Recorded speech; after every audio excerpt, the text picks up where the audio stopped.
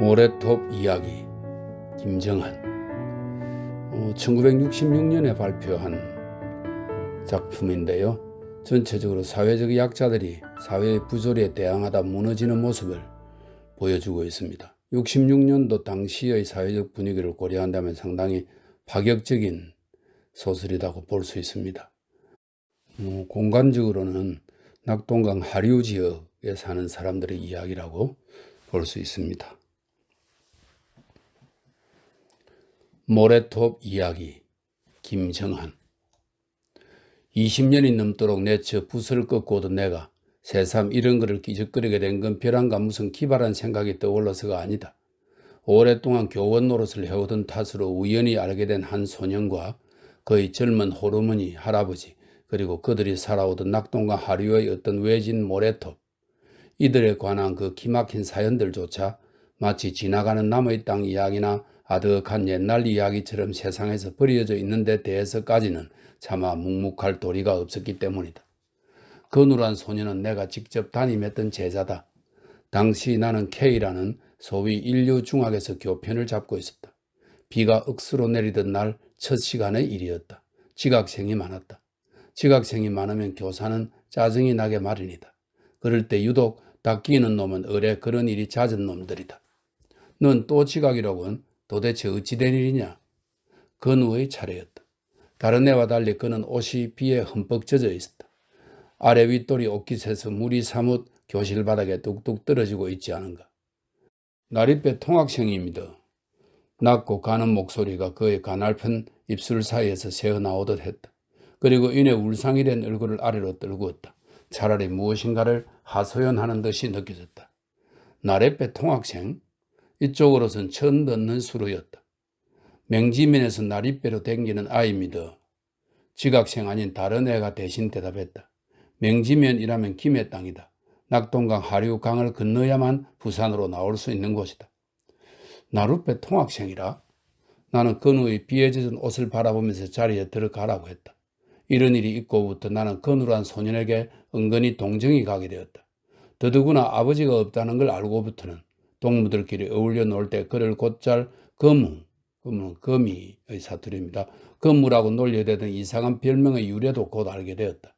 그의 고향 친구들의 말에 의하면 거미란 짐승은 몸이 날쌘 놈이라 해서 저 할아버지가 지어준 아명이었다는 거다. 거미. 강가에 사는 사람들의 자식 아끼는 심정을 가히 짐작할 수가 있었다. 호적에 올릴 때는 부득이 건우라 했으리라. 그것도 아마 누구의 지혜를 빌어서. 두 번째로 내가 건우란 소년에 대해서 관심을 더욱 가지게 된 것은 학기 초 가정방문을 나가기 전에 그가 써낸 장문을 읽고부터였다. 나는 가정방문을 나가기 전 가끔 학생들에게 자기 자신에 관한 글을 써오라고 하였다. 섬얘기란 제목의 그의 글은 결코 미문은 아니었다. 그러나 내용은 끔찍한 것이라 생각했다. 자기가 사는 고장, 복숭아꽃도 살구꽃도 아기 진달래도 피지 않는 조마이 섬은 몇백 년, 아니 몇천 년 가전 풍산과 홍수를 겪어오는 동안에 모래가 밀려서 된 나라 땅인데 일제 때는 억울하게도 일본 사람의 소유가 되어 있다가 해방 후부터는 어떤 국회의원의 명의로 둔갑이 되었는가 하면 그 뒤는 또 그 조마이 섬 앞강의 매립 허가를 얻은 어떤 다른 유력자의 앞으로 넘어가 있다든가 하는, 말하자면 선조 때부터 거기에 발을 붙이고 살아오던 사람들과는 무관하게 소유자가 도깨비처럼 뒤바뀌고 있다는 섬의 내력을 적은 글이었다. 그저 그런 정도의 얘기를 솔직히 적었을 따름인데 어딘지 모르게 무엇인가를 저주하는 듯한 소년의 날카롭고 냉랭한 심사가 글 바닥에 깔려 있었다. 나는 나 자신이 갑자기 무슨 고발이라도 당한 심정으로 그 글바를 따로 제쳐서 책상 서랍 속에 넣어두었다. 가정방문이 있는 주간은 대개 오전 수업뿐이다. 점심시간이 시작될 무렵 나는 건우를 교무실로 불렀다. 오늘 명지로 갈까 하는데 너 왜 몇이나 있지? A반 학생은 저 하나뿐입니다. 건우의 노릇깨한 얼굴에는 순간적인 그늘이 얼씬 지나가는 것 같았다. 그래? 그럼 1시 반쯤에서 현관 앞으로 다시 오게.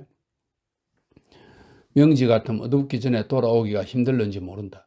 나는 부랴부랴 점심을 마치고서 교무실을 나섰다. 건우는 벌써 현관께로 와 있었다. 역시 약간 어두운 얼굴을 하고 아마 미리 어머니에게 알리지 않고서 가는 것이 약간 캥겼던 모양이다. 가볼까? 내가 앞장을 서듯했다. 버스 요금도 제거까지 내가 얼른 내는 걸 보고는 아주 송구스러운 듯한 표정을 지었다. 명지로 가는 하단 나루까지는 45분이면 좋겠다. 그러나 한 척밖에 없다는 그 나룻배가 좀처럼 나타나지 않았다. 집이 저쪽 나루터에서 뭔가? 나는 갈대 그림자가 그림처럼 고요히 잠겨있는 강물을 내려다보며 물었다. 예, 제북 갑니다. 제북은 제법의 사투리죠. 그는 민망스런 듯이 나를 잠깐 쳐다보더니 눈을 역시 물 위로 떨어뜨렸다. 얼마나? 반 시간 좀 더 걸립니다. 그럼 학교까지 오려면 시간이 꽤 걸리겠는걸? 나리때만 진작 타지고 빠른 날은 2시간만 하면 됩니다. 그래? 그래서 지각을 자주 하는군. 나는 환경조사표의 카피를 펴보았으나 곁에 사람들이 있기에 더 묻지 않았다. 아니, 설사 곁에 다른 사람이 없다 하더라도 아직 15살밖에 안 되는 소년에게 물어도 좋을 만한 그런 가정 형편이 못 되었다. 아버지는 없고 어머니 33세 농업, 할아버지 62세 업, 삼촌 32세 선원, 재산 정도 하. 기우뚱거리는 나룻배 위에서도 건우의 행복하지 못할 가정 환경이 자꾸만 내 머릿속에 확대되어 갔다. 나룻배를 내리서자 갈밭 속을 뚫고 나간 좁고 긴 길이 있었다. 우리는 반시간 남짓 그 길을 걸어가면서도 별반 얘기가 없었다. 아버지는 언제 돌아가셨지? 해놓고도 오히려 후회할 정도였으니까. 6.25 때라 갑디더만 건우의 말 눈치가 확실치 않았다. 어쩌다가? 군에 나갔다가 그랬다 갑디더. 언제 어디서 돌아가셨는지도 잘 모른다 말인가? 야, 그래도 살아온 사람들 말이 아마 워카라인인가 하는 데서 그랬을 끼라 하대요. 생각했던 바와 달리 건우의 이야기는 비교적 담담하였다. 그래, 아버지 얼굴은 기억하나? 나는 속으로 그의 나이를 손꼽아 보았던 것이다. 잘 모릅니다. 저가 2살 때 군에 나갔다 하니 그러고는 통 안 왔거든요. 나를 쳐다보는 둥그스름한 얼굴, 더구나 끓인 듯이 짙은 양미간에는 미처 숨기지 못한 얼씬여스런 빛이 내비쳤다. 순간 나는 그의 노릇개한 얼굴에서 문득 해바라기 꽃을 환각했다. 3, 4월 긴긴 해라더니 보릿고개는 오후 3시가 훨씬 지나도 해가 매끝과는 멀었다. 길가 수렁과 축축한 둑에는 빈틈없이 갈대가 우겨져 있었다. 쑥쑥 보기 좋게 숨과 입을 뽑아 올리는 갈대청은 그곳을 오가는 사람들과는 판이하게 하늘과 땅과 계절의 혜택을 허무시 받고 있는 듯 한결 싱싱해 보였다. 저 갈대들이 다 자라면 지나다니기가 무서울 테지 사람의 길이 훨씬 넘을 테니까. 나는 무릎을 지쳐 건우를 돌아보았다. 괜찮습니다. 산도 아닌데요. 그는 간단히 대답할 뿐이었다. 아직도 짐승보다 인간이 더 무섭다는 것을 미처 모르는 모양이었다. 길바닥까지 몰려 나왔던 갈개들은 둔탁한 사람들의 발자국 소리에 놀라 이리저리 황급히 구멍을 찾아 흩어지는가 하면 어느 하늘에선지 종달새가 제잘제잘 쉴 새 없이 제잘거리고 있었다. 잔등에 땀을 느낄 정도로 발을 제게 떼놓아 건우가 사는 조마의 섬에 닿았을 때는 해가 얼마만큼 기운 뒤였다. 섬의 생김새가 길쭉한 주머니 같다 하여 조마의 섬이라고 불려온다는 건우의 고장에는 보리가 그의 자랄 대로 자라 있었다. 강바람이 불어올 때마다 푸른 물결이 제법 넘실거리곤 했다. 낙동강 하류의 삼각주 일대가 대개 그러하듯이 이 조마의 섬이란 데도 사람들이 부락을 이루고 사는 것이 아니라 그저 한 집, 2집 띄엄띄엄 땅을 물고 있을 따름이었다. 건우네 집은 조마의 섬 위쪽에서 그리 멀지 않았다. 역시 외따로 떨어진 집이었다. 마침 뒷곁 살에 긴 남새밭에 가있던 어머니가 무슨 낌새를 차렸던지 우리가 당도하기 전에 어느새 사립개로 달려와 있었다. 인자 오나? 아들에게부터 먼저 말을 건네고 나서 내게도 수인사를 하였다. 우리 건우 선생인가 봐요? 상냥하게 웃었다.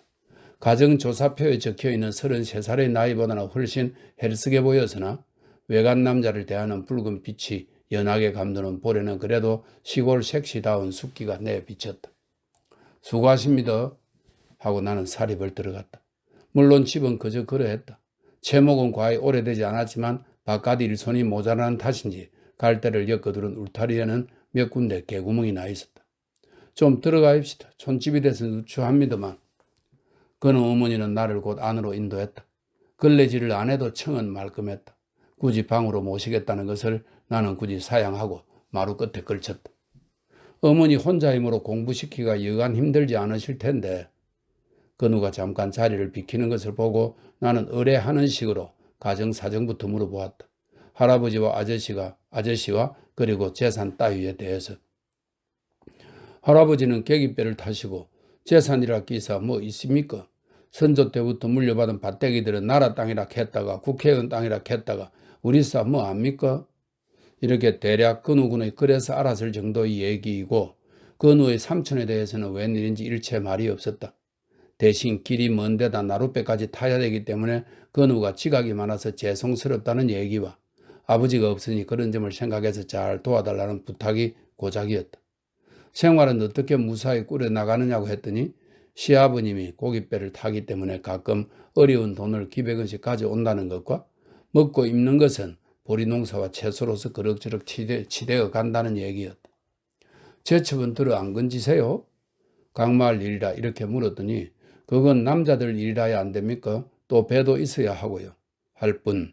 그러나 이쪽에서 덤덤하니까 물 빠질 땐 개발이사 늘 안 나가는 기요. 조개 새끼도 파고 제첩도 주지만 그런 기사 어디 돈이 됩니까? 이렇게 덧붙였다. 잠시 안 보이던 건우가 어디서 5옵짜리 정종을 한 병 들고 왔다. 이마에 땀이 번질번질한 걸 보면 필시 뛰어온 게 틀림없다. 아마 어머니가 시킨 일이려니 싶었다. 나는 미안스러운 생각으로 건우 어머니가 따라주는 술잔을 받았다. 손이 유달리 작아 보였다. 유달리 자그마한 손이 상일에 거칠어 있는 양이 보기엔 더욱 안타까울 정도였다. 기어이 저녁까지 대접하겠다고 부엌으로 가버린 뒤 나는 건우를 앞에 두고 잔을 들면서 그녀의 칠칠한 인사범절에 새삼 생각되는 바가 있었다. 나는 모든 것을 다시 보았다. 농사집 치고는 유난히도 말끔한 마루층, 먼지를 뒤집어 쓰고 있지 않은 장독대, 울타리 너머로 보이는 길찬 장다리 꽃들. 그 어느 것 하나에도 그녀의 손이 안 간 곳이 없으리라 싶었다. 이러한 집 안팎 광경들을 통해서 나는 건우 어머니가 꽤 부지런하고 친절한 여성이라는 것을 고대 짐작할 수가 있었다. 젊음이 한창인 19부터 악지시에게 혼자서 살아왔다는 것과 어려운 가운데서도 외아들 건우를 나룻배를 태워가면서까지 먼 인류 중학에 보내고 있다는 사실, 그리고 농촌 아이라고는 믿어지지 않을 만큼 건우의 입성이 항시 깨끗했다는 사실들이 아련히 안 그러리 싶기도 했다. 얼핏 보아서는 어리무던한 여인 같기도 하지만 유난히 볼가진 듯한 이마라든가 역시 건우처럼 짙은 눈썹 같은 데선 그녀의 심상치 않을 의지랄까 정열 같은 것을 읽을 수가 있었다. 나는 술상을 물리고서 건우의 공부방을, 어머니의 방일 테지만 그 공부방을 잠깐 들여다보았다. 사각 괴짝 같은 것에 종이를 발라서는 책상 위에는 몇 권 안 되는 책들이 나란히 꽂혀 있었다. 그 가운데서 섬 얘기라고 잉크로서 굵직하게 등마루에 씌어진 두툼한 책 한 권이 특별히 눈에 띄었다. 섬 얘기? 저건 무슨 책이지? 나는 건우를 돌아보고 물었다. 아무것도 아닙니다. 소설? 아닙니다. 어디 가져와 봐. 건우는 싫어도 무관해라 뽑아오면서 일기랑 또 책 같은 거 보고 적은 기입니다. 부끄러운 내색을 하였다. 일기는 남의 비밀이니까 읽을 수가 없고 어디 책 읽은 소감이나 배워주게. 나는 책을 도로 돌렸다. 건우는 마지못해 여기저기를 뒤적거리다가 한 군데를 펴주었다. 또박또박 깨알같이 박아 쓴 글씨였다.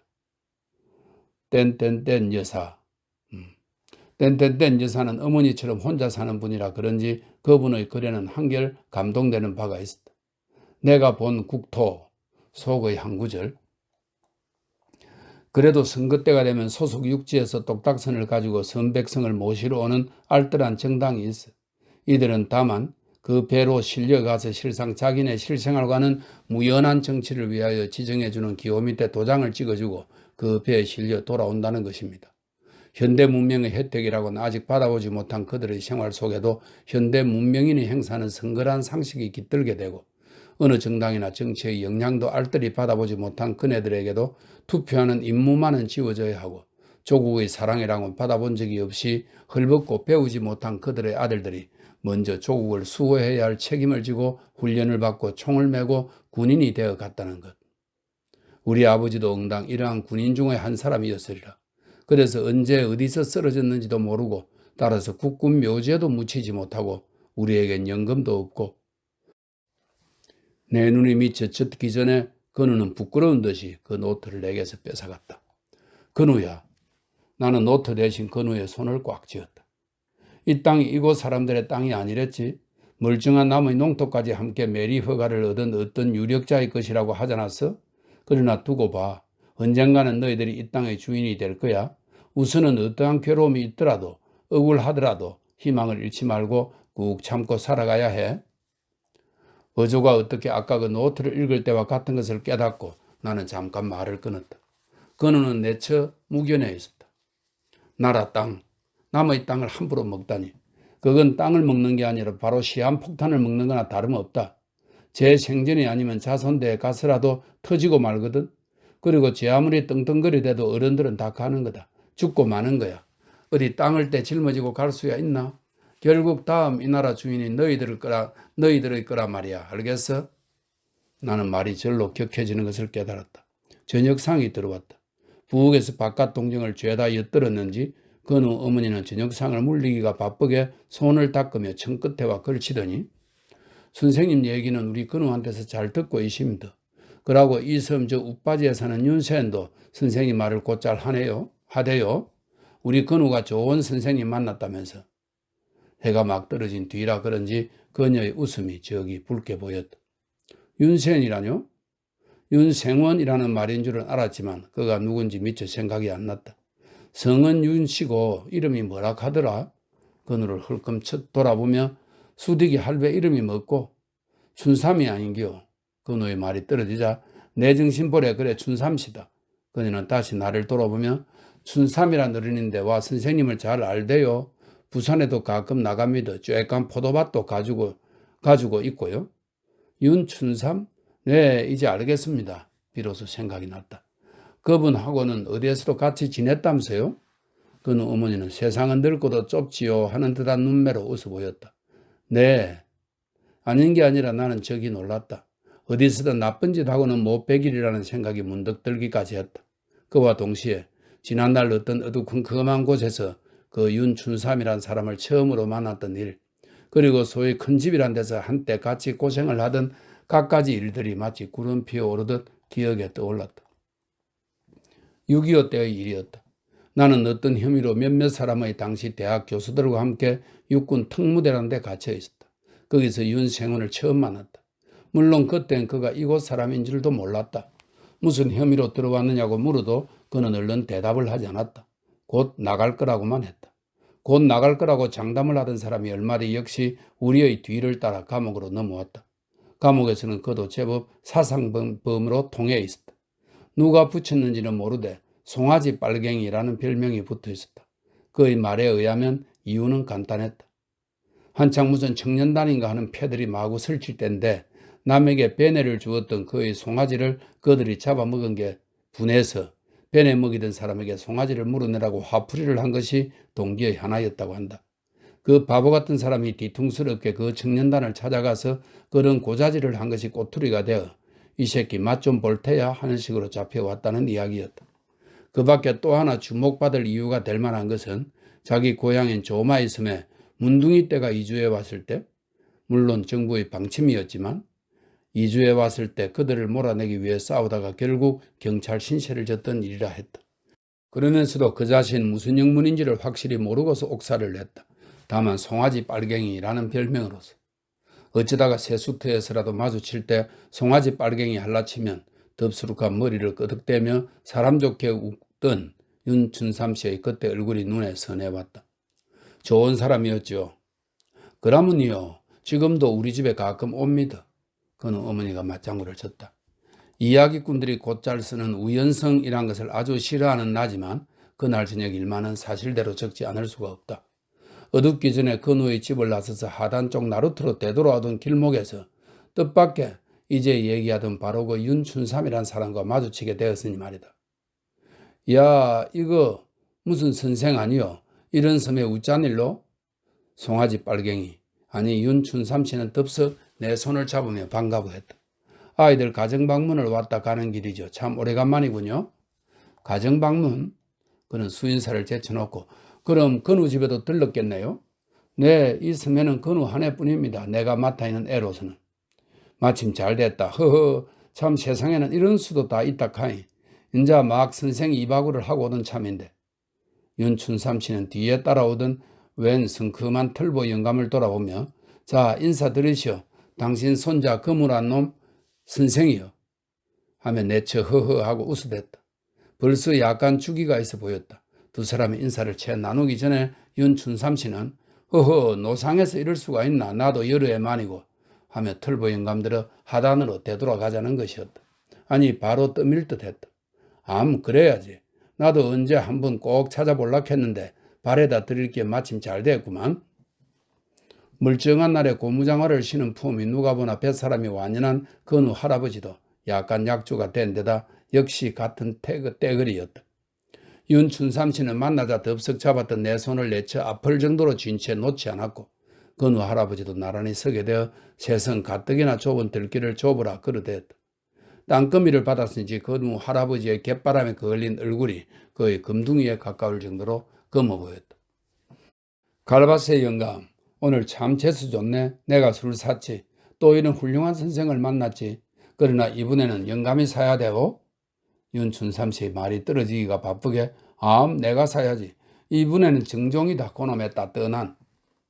아마 갈바세가 별명이 되던 건우 할아버지는 그 억세고 구부정한 어깨를 건들거리며 숫제 신을 내듯 했다. 하단 나룻가의 술집은 모두가 그들의 단골인 모양이었다. 어이 또 왔세이. 건우 할아버지가 구부정한 어깨를 먼저 어느 목노집으로 들이밀었다. 다시 술자리가 벌어졌다. 술사리를 했자 술상 대신 쓰이는 네 발 달린 널빤지를 사이에 두고 역시 네 발 달린 널빤지 걸상에 마주 앉은 것이었지만 술은 정종 따끈한 놈으로 응이 알겠소? 우리 거무 선생님이란 말이여. 갈바세 영감은 자기와 비슷하게 예순 고개를 넘어 보이는 주인 할머니들을 일렀다. 그가 소원인 듯 말하던 따끈한 정종은 그와 윤춘삼 씨보다 나를 먼저 취하게 했다. 그러나 좀처럼 놓아줄 눈치들이 아니었다. 한 잔만 더. 이번에는 건우 할아버지의 커다란 손이 연신 내 손을 덮쌌다. 비록 계기배를 타고 있지만 나도 과연 나쁜 놈이 아닌데. 네, 선생 입하고 다 듣고 있어. 이 송아지 뺄갱이. 아마 섬에까지 그런 별명이 퍼졌던 모양이다 이렇게 되네요. 이 송아지 뺄갱이한테도 여러 번 들었고 우리 손자놈한테도 듣고 있어. 정말 훌륭한 선생님이라고. 그까지 국회의원이 다 멍겨. 돈만 있으면 개라도 다 되는 기고 대문 나라 땅이나 훌치고 팔아먹고 그런 놈들이 안 많던기요. 왜 내 말에 어디 틀립니까? 갈바세 영감은 말이 차츰 엇나가기 시작했다. 자기로선 취중진담일지 모르나 듣기만 해도 썸뜩한 소리를 함부로 내가렸다. 그런 얘기를 난 그만두고 술이나 들락해도 갈바세 영감은 물론 이번엔 윤춘삼 씨까지 되레 가세를 하고 나섰다. 촌사람이라고 바본 줄 알지 마소. 여간 답답해서 그런 소리를 하겠소? 전기불이 들어왔다. 불빛에 비친 갈바세 영감의 얼굴은 한층 더 인상적이었다. 우악스럽게 앞으로 굽어진 두 어깨 가운데 짤막한 목줄기로 박혀있는 듯한 텁수뿌리 얼굴 전체는 키를 닮아 길쭉했으나 무엇에 짓눌려 억지로 우그러 떨어진 듯이 납작해진 이마에는 껍데기가 안으로 밀려들기나 한 듯한 깊은 주름을 두어 줄 뚜렷하게 그어져 있다. 게다가 구렛나루에 둘러싸인 얼굴 전면이 검붉은 구릿빛이 아닌가. 통틀어 원시인이라도 연상케 하는 조금 무서운 면상이었다. 과 빤히 보는겨. 내 안주 술 안 취하시면 더 염려 마이소. 갈바세 영감은 기름이 저런 수건을 꺼내더니 이 말을 한번 훔치고서 이제 딴 말은 안 하지요. 이제 또 만날지 모르니까네. 이왕 만난 짐에 저 송아지 뺄갱이나 이 갈바세 사는 조마 있으면 입하구나 좀 하지요. 그리고는 정신을 가다듬기나 하듯이 앞에 놓인 술잔을 훌쩍 비웠다. 건우 할아버지와 윤춘삼 씨가 들려준 조마의 섬 이야기는 언젠가 건우가 꺼냈던 섬 얘기에 몇 가지 기막히는 일화가 붙은 것이었다. 우리 조마의 섬 사람들은 지 땅이 없는 사람들이요. 와 처음부터 없기사 없었겠소만은 죄다 뺏기고 말았죠. 옛적부터 이 고장 사람들이 젖줄같이 믿어오던 낙동강 물이 만들어준 우리 조마의 섬은 건우 할아버지는 처음부터 개탄조로 나왔다. 선조로부터 물려받은 땅, 자기들 것이라고 믿어봤던 땅이 자기들이 겨우 철들락말락할 무렵에 벼랑간 외놈의 동청 명의로 둔갑을 했더란 것이었다. 이완용이란 놈이 을사보호조약이라는 걸 만들어낸 뒤라 하더만. 윤춘삼 씨의 통방울 같은 눈에도 정오의 빛이 이글거리기 시작했다.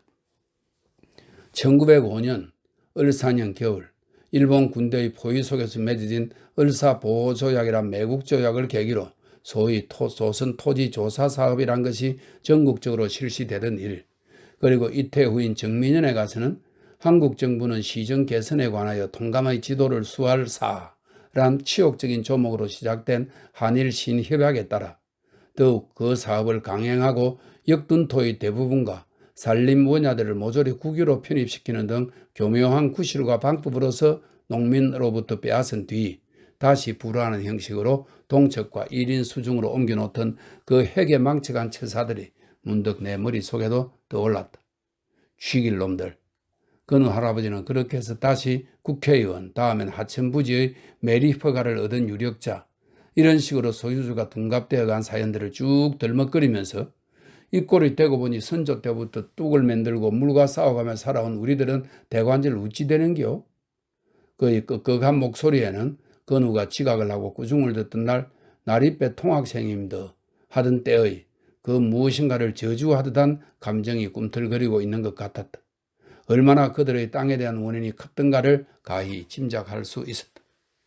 섬 사람들도 한번 뻗대 보시죠. 이렇게 슬쩍 건드려 봤더니 이번엔 윤춘삼 씨가 얼른 그 말을 받았다.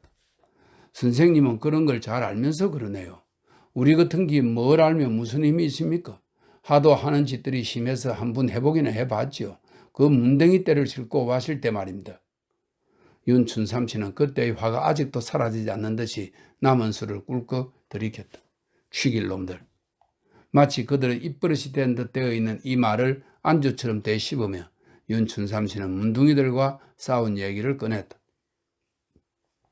큰 도둑질은 언제나 정치하는 놈들이 도맡아 놓고 한다는 게 서두였다. 그러면서도 겉으로는 동포애니 우리들의 현실정이 어떤 일을 앞세우겠다.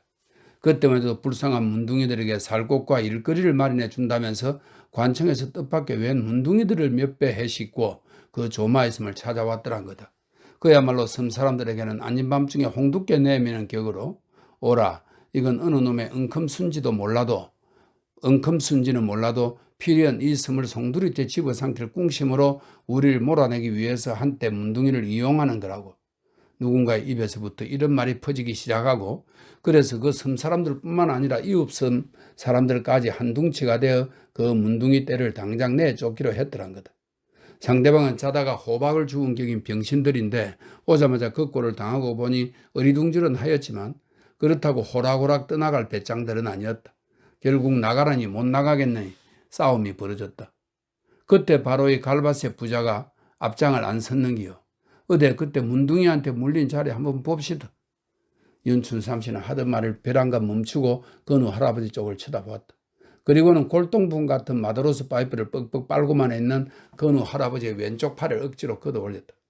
나이에 관계없이 아직도 우악스러워 보이는 어깨축지 바로 밑에 커다란 흉터가 하나 남아있었다. 한 놈이 영감여길 어설피 물고 늘어지다가 그만 터졌거든. 윤춘삼 씨는 자랑삼아 이야기를 이었다.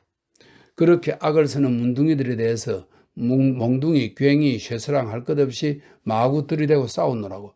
그래서 이쪽에서도 물론 부상자가 났지만 괜히 문둥이들이 많이 상하고 덕택에 자기와 건우 할아버지를 비롯해서 많은 섬 사람들이 그야말로 문둥이 떼처럼 줄줄이 경찰에 붙들려 가고 그러나 뒷일이 영 캥겼던지 관청에서는 그 기막힌 동포애를 포기하고 그 문둥이들을 도로 싣고 갔다는 얘기였다.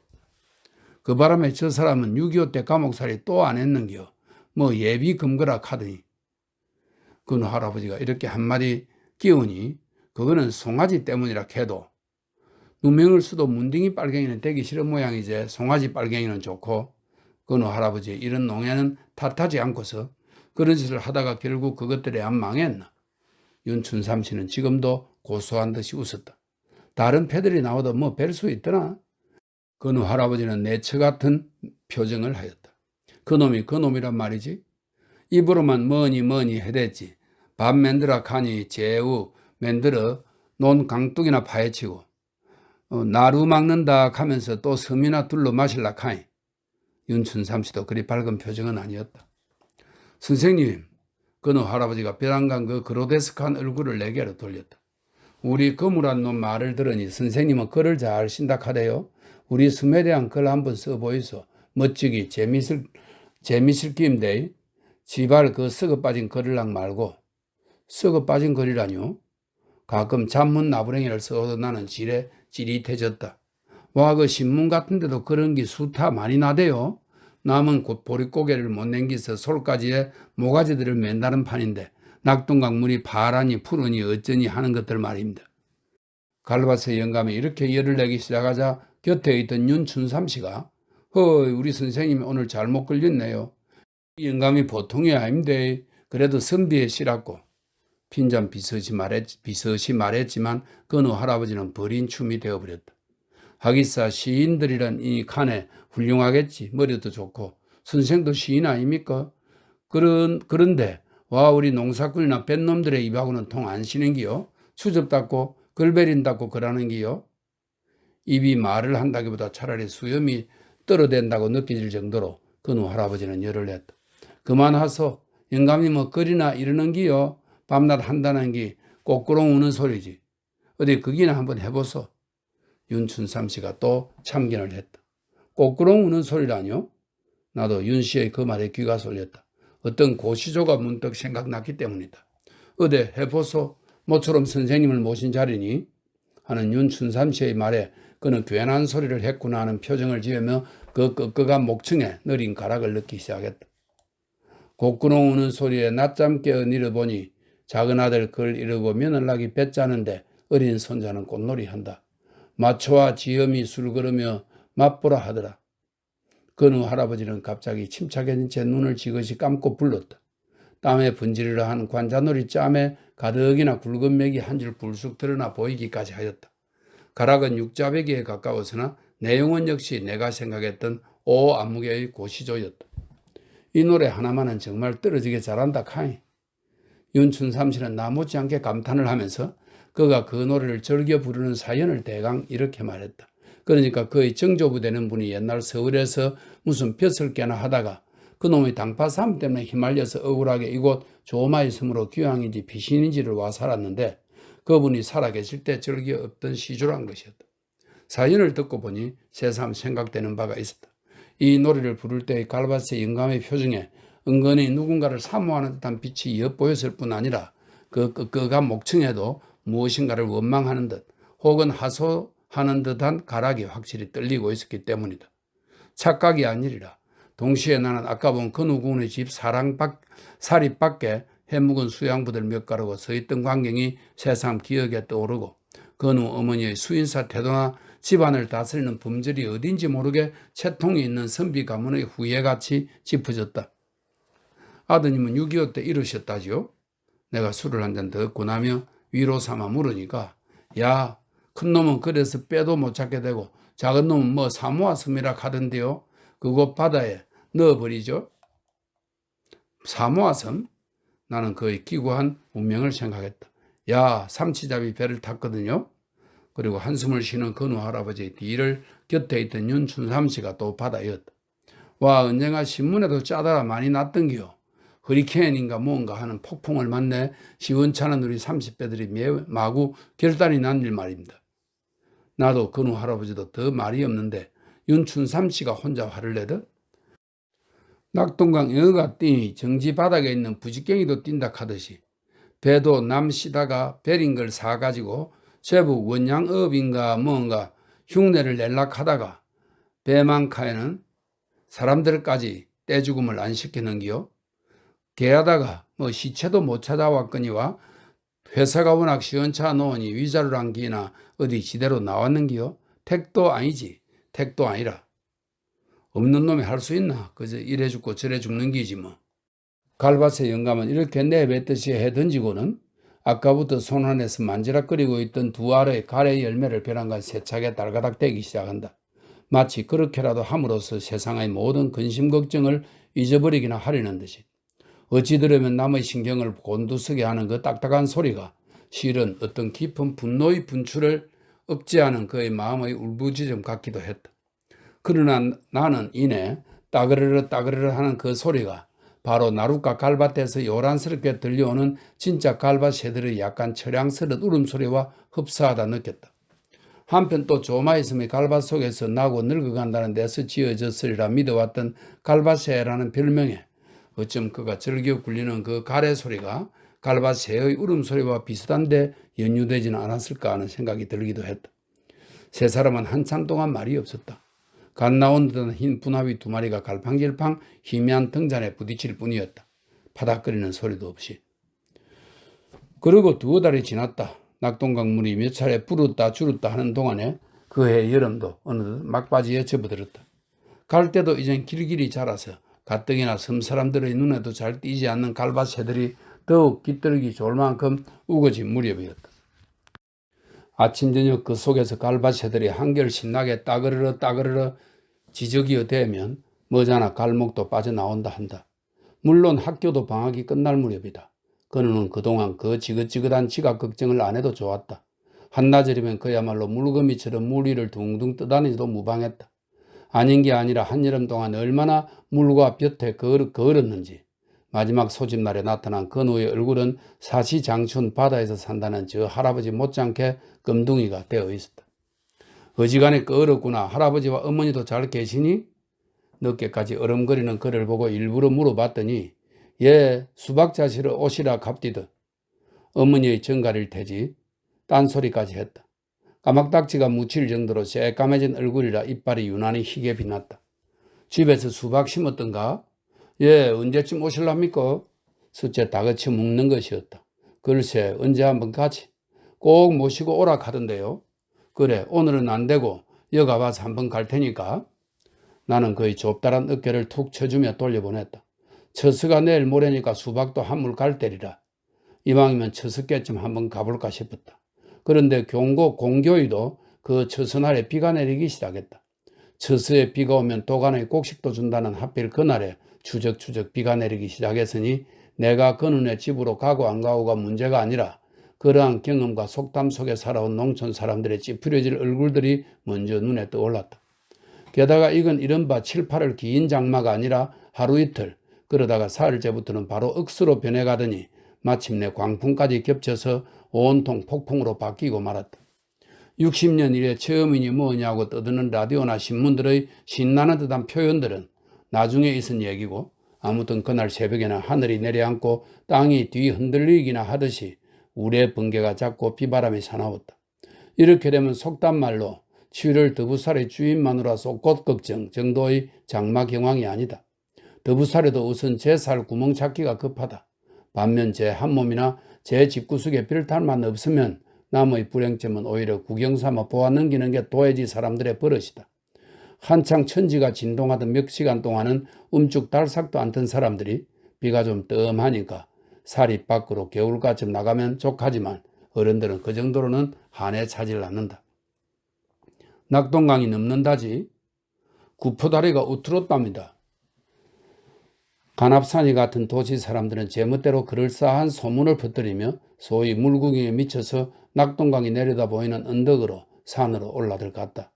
내가 집을 나선 것은 반드시 그런 호기심에서만은 아니었다. 다행히 하단 방면으로 가는 버스가 통한다기 얼른 그것을 집어탔다. 군데군데 시뻘건 뻘물이 개울을 이루고 있는 길을 차는 철버덕 기어가도 됐다. 대티곡에서부터 내 눈은 벌써 김에 덜을 더듬었다. 절은 근원의 집이 있는 조마이섬 일대는 어느덧 벌건 홍수에 잠겨가고 있지 않은가. 수박이 문제가 아니다. 다시 흩날리기 시작하는 차창 밖의 빗속을 뚫고서 내 시선은 잘 보이지도 않는 조마이섬 쪽으로 얼어붙었다. 시에 나리배 통학생입니다 하던 그 누구의 가냘픈 목소리가 갑자기 귀에 쟁쟁 되살아나는 것 같았다. 고개 넘어서부터 차는 더욱 끼우뚱거렸다. 논두렁을 밀고 넘어오는 물살이 숫제 쏴 하는 소리까지 내면서 길을 사뭇 덮었다. 때로는 길과 논밭이 얼른 분간이 안 되어 가로수를 어림해서 달리기도 했다. 그럴 때마다 차 안의 손님들은 한층 더 떠들어댔다. 대부분이 무슨 사연들이 있어서 가는 사람들이었겠지만 그러한 사연들보다 우선 눈앞의 사정에 더욱 정신을 파는 것 같았다. 하단 나룻개는 이미 발목물이 넘었다. 사라호에 대인 경험이 있는 그곳 주민들은 잽싸게 이불이랑 세간 부스러기를 산으로 말끔 옮겨 놓았고 부랴부랴 끌어올린 목선들이 여기저기 나둥그려져 있는 길 위에는 볼멘 소리를 내 지르는 아낙네와 넋 잃은 듯한 사내들이 경황 없이 서성거릴 뿐이었다. 물론 나룻배가 있을 리 없었다. 예측 안 한 바는 아니지만 행여나 싶었던 마음에도 실망은 컸다. 배 없는 나루트를 비롯해서 가까운 강가에는 경비를 나온 듯한 소방대원 같은 복장의 사람들과 순경 한 사람이 버티고 있었다. 아무리 가까이 오지 마라 혹은 가지 말라 외쳐도 사람들은 들은 채 만체했다. 물이 점점 더 붓고 있는 모양이었다. 나는 딱 쫓던 게 지붕 쳐다보듯이 밀려오는 강물만 맥없이 바라보았다. 어느 산이라도 뒤엎었는지 황토로 물든 물구비가 강이 차게 밀려 내려왔다. 웬만한 모래톱이고 갈바치고 남겨두지 않았다. 닥치는 대로 뭉개고 삼킬 따름이었다. 그러고도 모자라는 듯 우르르 하는 강울림 소리는 더욱 무엇을 노리는 것 같이 어리렁댔다. 둑이 넘을 정도로 거악스럽게 밀려 내리는 것은 벌건 물구비만이 아니었다. 얼마나 많은 들녘들을 휩쓸었는지 보리대랑 두엄더미들이 무더기로 흘러내리는가 하면 수박이랑 외, 호박 따위까지 끼리끼리 줄을 지어 떠내려왔다. 이상한 것은 그러한 것들이 마치 서로 약속이라도 한 듯이 모두 강 한가운데로만 줄을 지어 지나가는 것이었다. 채, 용케도 피해간다. 저만큼 떨어진 데서 짱대 끝에 점낫을 해 단 억척 보두들이 둥글둥글한 수박의 행렬을 향해 군침들을 삼켰다. 그까지 수박은 건지서 뭐하려고 하불실 돼지 새끼라도 아담아 내야지. 이런 농짓거리도 들렸다. 역시 점낫을 내던 주제에 이들은 그저 물구경을 나온 것이 아니라 그런 가운데서도 엄연히 생활을 계산하고 있는 것이었다. 나는 그들의 대담한 태도와 농담에 잠깐 정신을 팔다가 다시 조마이 섬이 있는 쪽으로 눈을 돌렸다. 부슬비가 계속 광풍에 흩날리고 있었다. 얼핏 홍적기를 영상케 하는 몽롱한 안개비 속이라 어디가 어딘지 분별할 도리가 없었다. 근운의 집은 벌써 홍수에 잠기진 않았을까? 불안한 그리고 불길한 예감이 자꾸 들기 시작했다. 물이 이 정도로 불어나면 건너편 조마이 섬께는 어떻게 되지요? 생면부지한 점납패들에게 불쑥 묻기까지 했다. 조마이 섬? 돼지 새끼를 안아내겠다는 키다리가 나를 헐끗 쳐다보더니 맹지면에서는 땅이 몹시 높은 편이라 하지만 물이 이래 부르면 마찬가지죠. 만약 어제 그런 소동이 안 일어났으면 밤새 무슨 탈이 났을지도 모를게요. 어제 무슨 일이라도 있었던가요? 나는 신경이 벼랑간 딴 곳으로 쏠렸다. 있다 뿐이라요. 문딩이 쫓아낼 때보다는 덜했겠지만 매립인가 뭔가 한답시고 밀가리만 잔뜩 띠 처먹고 그저 눈가림을 해놓은 뚝을 섬 사람들이 우대들어서 막 헤쳐버리고 본래대로 물길을 터놓았다 하더만요. 그걸 안 했으면 기다리는 혼자서 신을 내가며 떠들었다. 쓸데없는 소리 말게 괜히 혼날랐고 곁에 있던 약삭바른 얼굴의 사내가 이렇게 불쑥 쏘아붙이듯 하더니 마침 저만큼 떠내려오는 널빤지를 향해 잽싸게 점낫을 던졌다. 그러나 걸리진 않았다. 그렇게 허탕을 친 게 마치 이쪽이 잘못이나 되는 듯 조마 있으면 누가 있어? 내 뱉듯한 소리가 찜짓 퉁명스러웠다. 그늘한 학생이 있어서 나는 일부러 학생의 이름까지 대보았다. 약삭바른 눈초리가 다시 물구비만 쏘아보고 말이 없으니까 또 기다리가 그 아이 아베가 누군겨? 하고 나를 새삼 쳐다보았다. 아버지는 없고 저 할아버지 별명이 갈바세 영감이라더군요. 나는 그 할아버지의 이름이 얼른 생각나지 않았다. 아, 그런기요? 좋은 노인입니다. 기다리는 점낫대를 세워들더니 조마의 섬의 인물 아닌겨. 어제 아침 이곳에 지나갔는데 그 어디 대강 알아봤거든. 가고 난 뒤 얼마 안 돼서 그 일이 났단 말이여. 말머리가 어느덧 자기들끼리로 돌아갔다. 나는 굳이 파고 묻지 않았다. 그때 마침 판잣집 용마루 비슷한 길 따른 나무가 잠겼다 떴다 하며 떠내려가자 조금 떨어진 신신바위 짬에서 벼랑간 쬐깐 쪽배 하나가 쏜살같이 나타나더니 기어코 그놈에게 달라붙어서 한참 파도와 싸우며 흐르다가 마침내 저 아래쪽 기슭에 용케 밀어다 붙였다. 박수를 치기보다는 모두 숨을 죽이고 바라보기만 했다. 용감하다기보다 차라리 처참한 광경이었다. 나는 거기서 누구에게도 보장을 받아 오지 못한 절박한 생활을 읽었다. 한 표의 값어치로서가 아니라 다만 살기 위해서 스스로 죽을 모험을 무릅쓰는 그러한 행위는 부질없이 그것을 경계하거나 방해하는 힘을 물리침으로써만 오히려 목숨 그 자체를 이어갈 수 있다는 산 증거 같기도 했다. 갈바스의 영감이나 송아지 빨갱이도 그냥 있지는 않았으리라. 나는 조마이섬의 일이 불현듯 궁금해져서 이내 구포 가는 버스를 잡아탔다. 다리만 건너면 조마이섬에 가까이까지 갈 수 있으리라 믿었다. 구포 다리목에서 차를 내렸으나 물은 이미 위험 수위를 훨씬 돌파해서 다리는 통금이 되어 있었다. 비상경계의 붉은 깃발이 찢어질 듯 폭풍에 펄럭이고 다리목을 건너지른 인줄 곁에는 한국인 순경과 미군이 버티고 있었다. 무거워 보이는 고무 비옷에 철모를 푹 눌러쓰고 방망이를 해던 폼이 여간 엄중해 보이지 않았다. 그런데도 무슨 핑계를 꾸며대고 용케 건너가는 사람들이 있었다. 들으는 다리 위에서 유유히 물구경을 하는 사람들도 나도 관심이 그들 틈에 끼었다. 우르르 하는 강울림은 다리 위에서 듣기가 한결 우람스러웠다. 통행금지의 팻말이 서 있어도 수의 시차를 나온 듯한 새까만 관용차만은 사뭇 물을 튕기며 지나갔다. 바람이 휘몰아칠 때는 거기에 날리기나 하듯이 더욱 빨리 지나갔다. 요컨대 일종의 모험이기도 했으리라. 안에 타고 있는 얼굴들은 알 길이 없었지만 어련히 심각한 표정들을 했으랴 싶었다. 내려다 보물에서 한결 사나운 물고비가 숫제 강을 주름잡듯 둘둘 말려 오다간 거의 같은 지점에서 쏴 하고 부서졌다. 그럴 때마다 구슬, 아니 퉁방울 같은 물거품이 강 위를 휘덮고 때로는 바람결을 따라서 다리 위까지 사뭇 퉁겼다.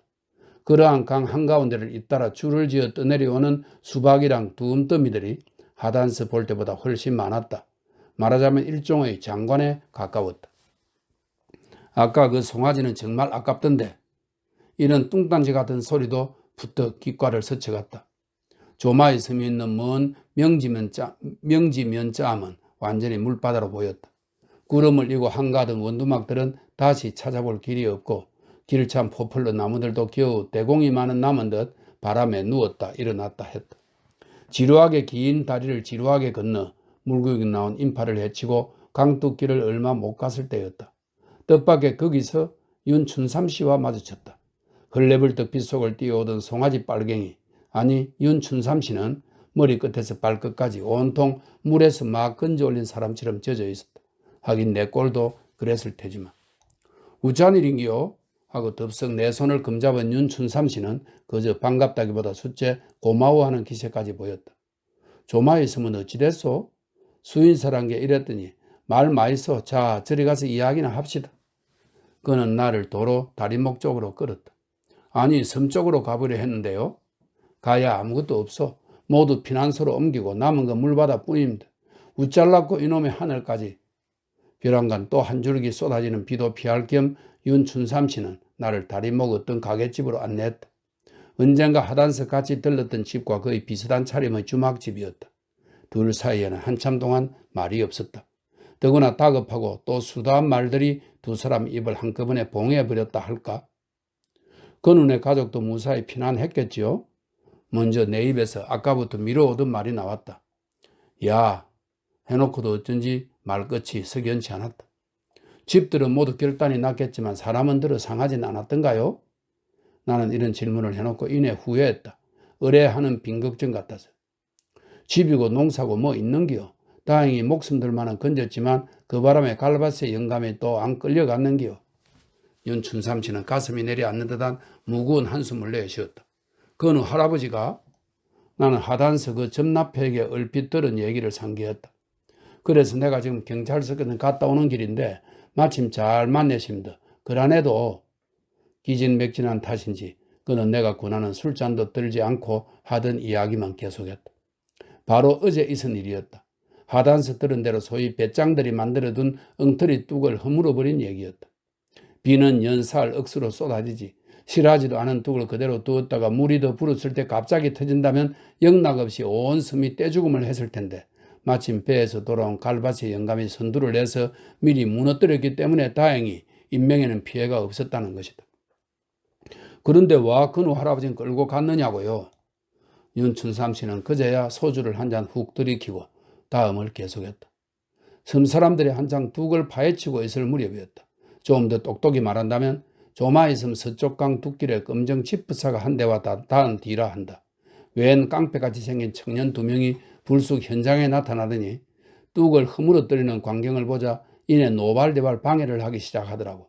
엉터리 둑을 막아놓고 섬을 통째로 집어삼키려던 소위 유력자의 앞잡인지 뭔지는 모르되 아무리 타일러도 여보 당신들도 보다시피 물이 안팎으로 이렇게 불어나는데 섬 사람들은 어떻게 하란 말이오 해봐도 들어주긴커녕 그중 힘께가 있어 보이는 눈이 약간 찌채진 친구가 되래 갈밭의 영감의 괭이를 와락 뺐더니 물속으로 핑 집어 던졌다는 거다.